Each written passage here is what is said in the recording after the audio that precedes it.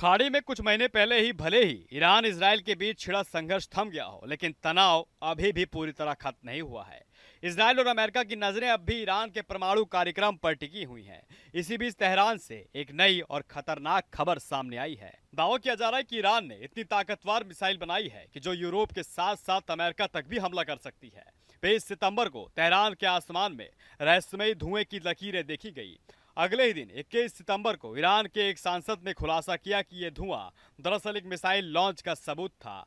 सांसद ने दावा किया है कि ये इलेक्ट्रॉनिक बैलिस्टिक मिसाइल यानी आईसीबीएम का सफल परीक्षण था।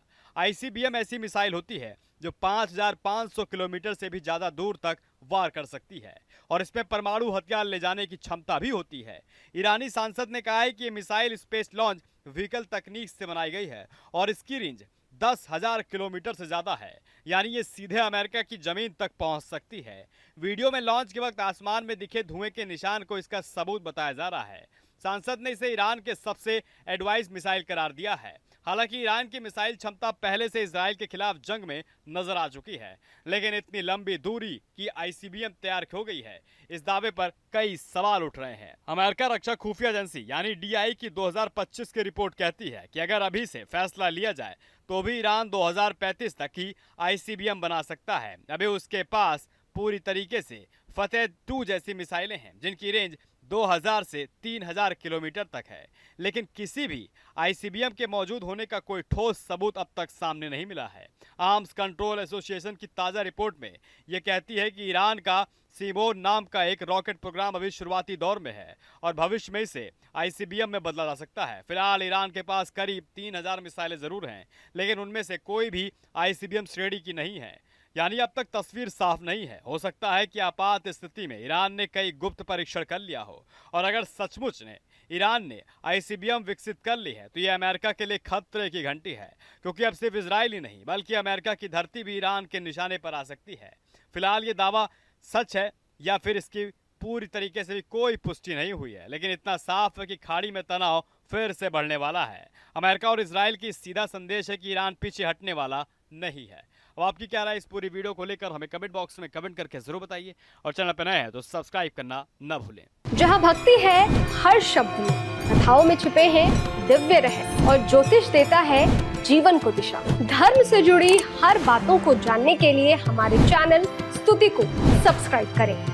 चैनल पर जाने के लिए इस लिंक पर क्लिक करें।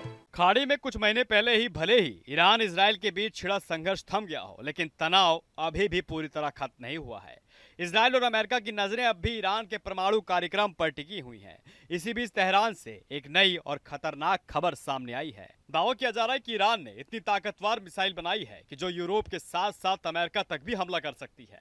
20 सितंबर को तेहरान के आसमान में रहस्यमयी धुएं की लकीरें देखी गई।